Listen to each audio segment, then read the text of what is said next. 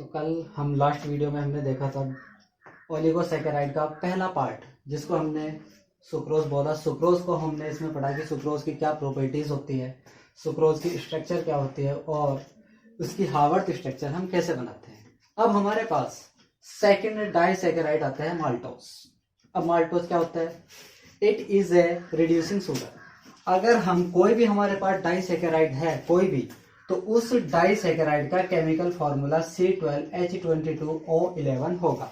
अगर हम इसका हाइड्रोलिसिस करते हैं तो इसके हाइड्रोलिसिस से हमें मोनोसैकेराइड की 2 यूनिट मिलती है, C6H12O6 plus C6H12O6। Experimentally condition के अकॉर्डिंग यह देखा गया है कि माल्टोज के हाइड्रोलिसिस से जो हमें 2 मोनोसैकेराइड यूनिट मिलती है वो दोनों की दोनों अल्फा डी ग्लूकोज की होती है। इसका मतलब यह हो गया कि हमारा maltose alpha D glucose monosaccharide unit से मिलकर बना हुआ है। अब हम बात करते हैं कि अल्फा डी ग्लूकोज के साथ माल्टोज का स्ट्रक्चर हमारा क्या बनता है। अब हम देखते हैं, both alpha D glucose monosaccharide units are attached by C1C4 glycosidic bond. Glycosidic bond मैं आपको पहले भी बता चुका हूं। ग्लाइकोसाइडिक बॉन्ड एक ऐसा बॉन्ड होता है जो 2 मोनोसैकेराइड यूनिट्स को जोड़ता है, उसको हम ग्लाइकोसाइडिक बॉन्ड कहते हैं। अब ग्लाइकोसाइडिक बॉन्ड से पहले मैंने लिखा है C1C4। C1C4 का मतलब क्या है? इसका मतलब यह है कि जो हमारी पहली मोनोसैकेराइड यूनिट है उसका बॉन्ड बनाने में C1 मीन्स पहला कार्बन पार्टिसिपेट करेगा, और जो दूसरा मोनोसैकेराइड है उसका 4th कार्बन इस बॉन्ड बनाने में पार्टिसिपेट करेगा, और दोनों के बीच में जो बॉन्ड बनेगा उसको हम कहेंगे ग्लाइकोसाइडिक बॉन्ड। अब ये बॉन्ड बनता कैसे है, अब हम ये देख लेते हैं। अगर हम इस अल्फा डी ग्लूकोज में काउंटिंग करें तो 1 2 3 4 5 6 ऐसे यहाँ पे 1 2 3 4 5 6।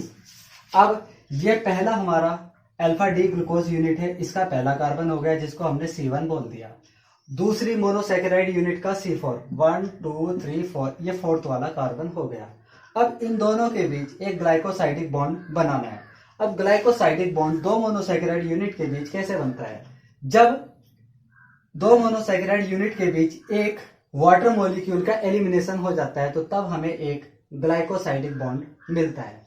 अब जैसे ये भी OH है और ये भी OH है, इनमें से एक OH और दूसरे का हाइड्रोजन मिलकर वाटर मॉलिक्यूल बना के यहां से बाहर हो जाएगा, जिससे हमें यहां से निकलने के बाद एक ऑक्सीजन बचती है और वो ऑक्सीजन इन दोनों मोनोसैकेराइड यूनिट को आपस में जोड़ देती है। इसको हम कहते हैं ग्लाइकोसाइडिक बॉन्ड। इस बॉन्ड के द्वारा दोनों मोनोसैकेराइड यूनिट आपस में जुड़े हुए हैं। अब यही बॉन्ड हमारा ग्लाइकोसाइडिक बॉन्ड कहलाता है। ये हमारा माल्टोज का स्ट्रक्चर हो गया। अब थर्ड हमारा डाइसैकेराइड यूनिट है लैक्टोज। लैक्टोज क्या होता है? आप सभी जानते हैं लैक्टोज मिल्क के अंदर पाया जाता है, इसलिए इसको हम मिल्क शुगर भी कहते हैं। It is also known as milk sugar. It is a reducing sugar. ये भी एक रिड्यूसिंग शुगर होती है जो फेलिंग और टॉलेंस रिएजेंट दोनों को रिड्यूस कर देती है, इसलिए हम इसको रिड्यूसिंग शुगर कहते हैं। अब इसका केमिकल फॉर्मूला और केमिकल कंपोजिशन देख लेते हैं क्या है।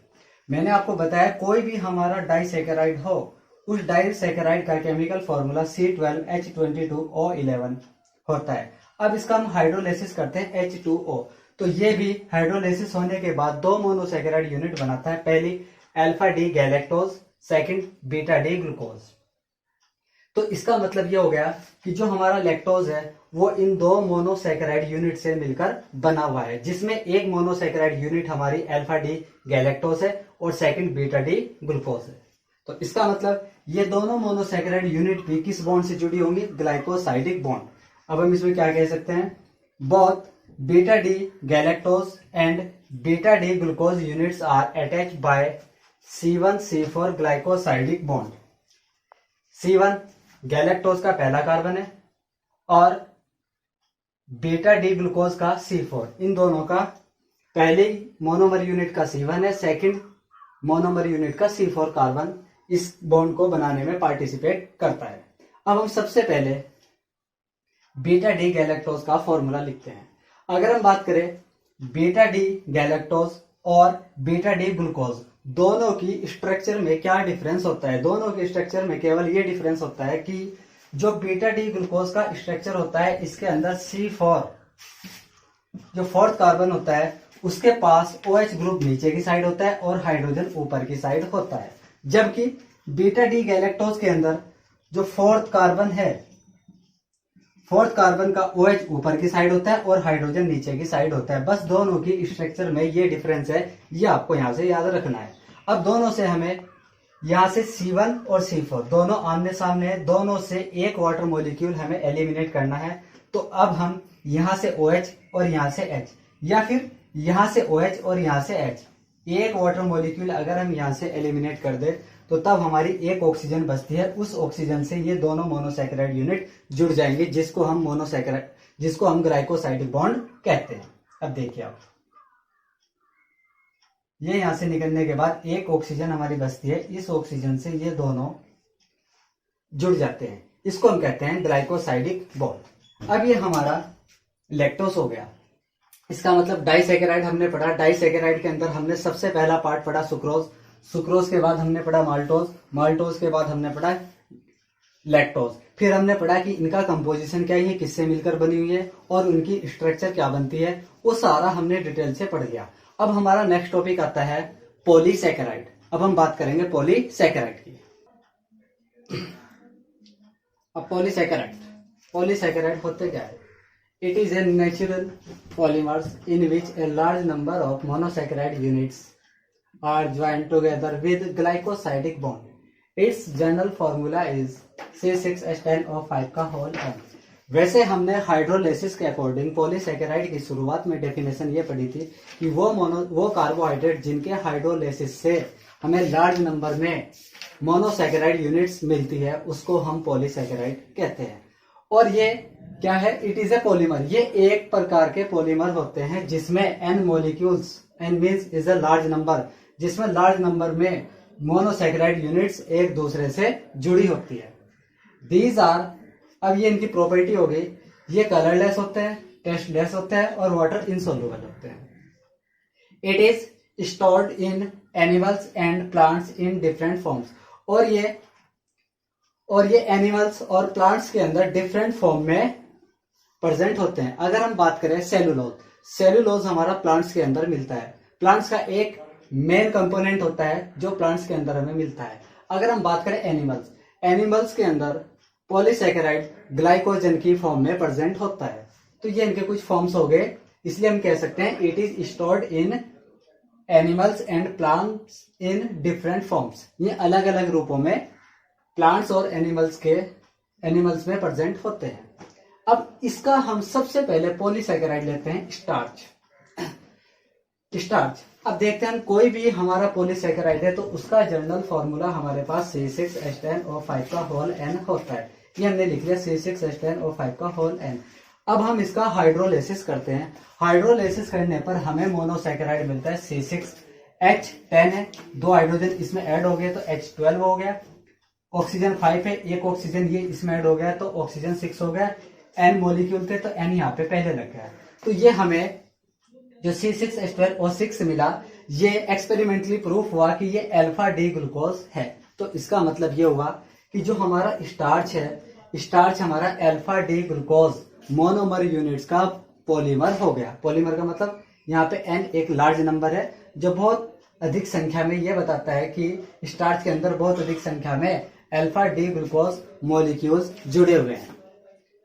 अब it is A polymer of alpha D glucose. ये अल्फा डी ग्लूकोज का एक क्या हो गया? Polymer. It is form by two components, amylose and amylopectin.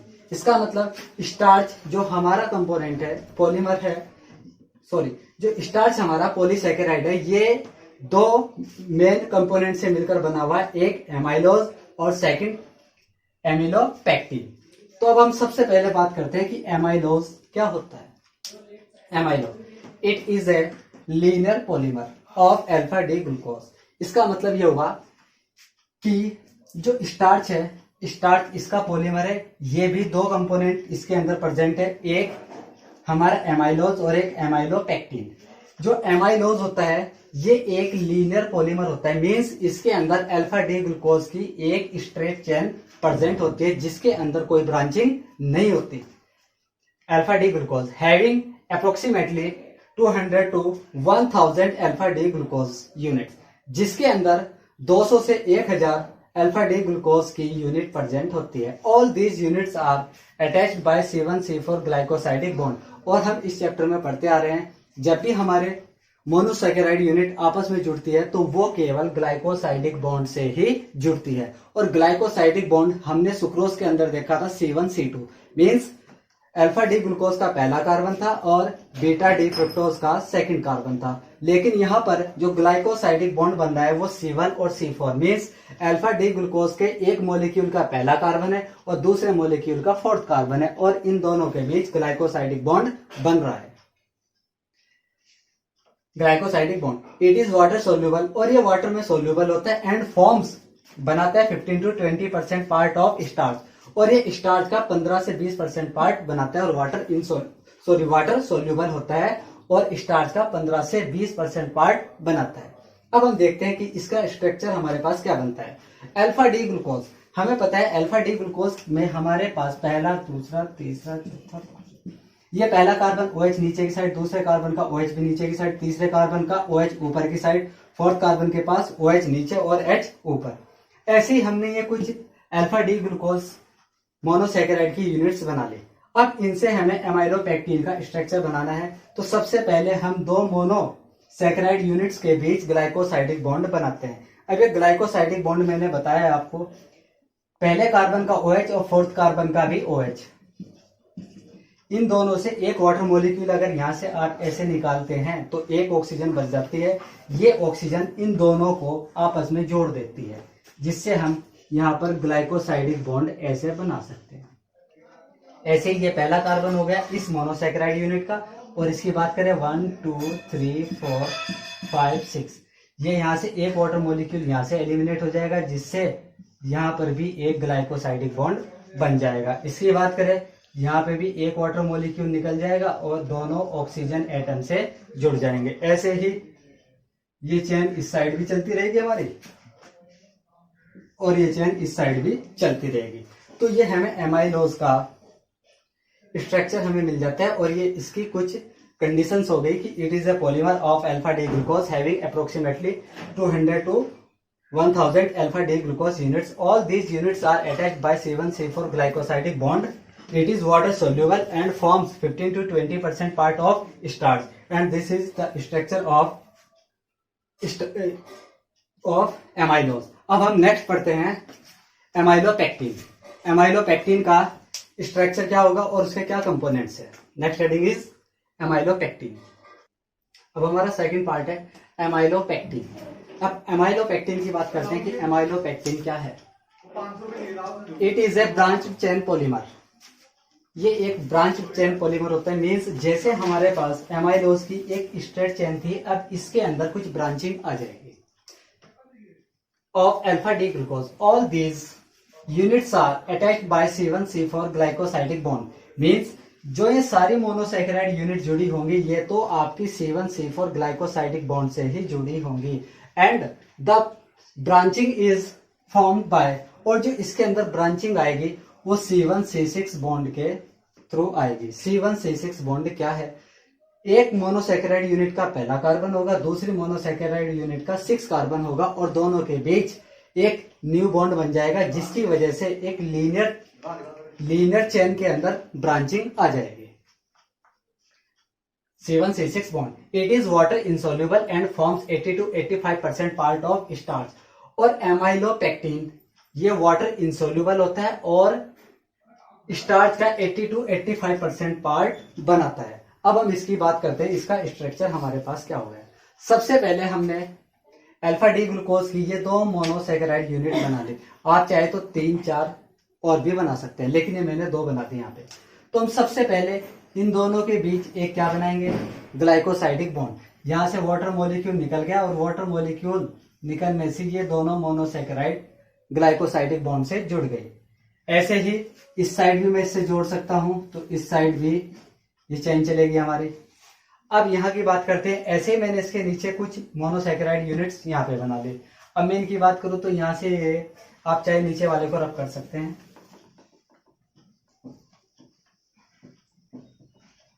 अब एक ग्लाइकोसाइडिक बॉन्ड ये बन गया इन दोनों के बीच, तो मैं यहाँ पे इन दोनों को एक ऑक्सीजन से ऐसे जोड़ सकता हूँ। एक ऐसे ही बॉन्ड यहाँ पे बन जाएगा, एक ऐसे ही बॉन्ड यहाँ पे बन जाएगा, और एक ऐसे ही बॉन्ड इन दोनों के बीच ये बन गया। अब बात करते हैं ब्रांचिंग कैसे आएगी। देखिए 1 2 3 4 5 6, 1 2 3 4 5 6। अब इन दोनों के बीच हम देखते हैं, यहां पर OH और यहां पर भी OH, दोनों से एक वाटर मॉलिक्यूल एलिमिनेट हो गया। जब दोनों से वाटर मॉलिक्यूल एलिमिनेट हो जाता है तो यहाँ पर एक ऑक्सीजन बच जाती है, और इस ऑक्सीजन से ये दोनों मोनोसैकेराइड यूनिट ऐसे जुड़ जाती है। इसको हम C1C6 अल्फा बॉन्ड कहते हैं। इसको हम C1C6 अल्फा बॉन्ड बोलते हैं। अब ये हो गई हमारी एमाइलोपेक्टिन की स्ट्रक्चर। अब हम इनकी जनरली बात करें तो हम जनरली जानते हैं जो हमारा स्टार्च होता है, स्टार्च हमारा आलू के अंदर मिलता है।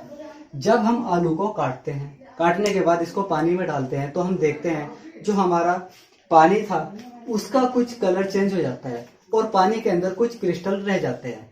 तो जो आलू का जो पार्ट वाटर के कलर को चेंज करता है वो एमाइलोज होता है, क्योंकि एमाइलोज वाटर सोल्यूबल होता है। और जो वाटर के अंदर सोल्यूबल नहीं होता है, जो उसमें क्रिस्टल की फॉर्म में प्रेजेंट होता है, वो पार्ट होता है एमाइलोपेक्टिन। ओके, अब यहां तक सभी स्टूडेंट्स अपना वर्क अपनी फेयर नोटबुक में कंप्लीट कर ले। कल इसके बाद मैं आपको इसमें दो और बचते हैं, एक हमारा सेलुलोज है और सेकंड ग्लाइकोजन है, और बाकी इसके बाद कल करते हैं। ओके।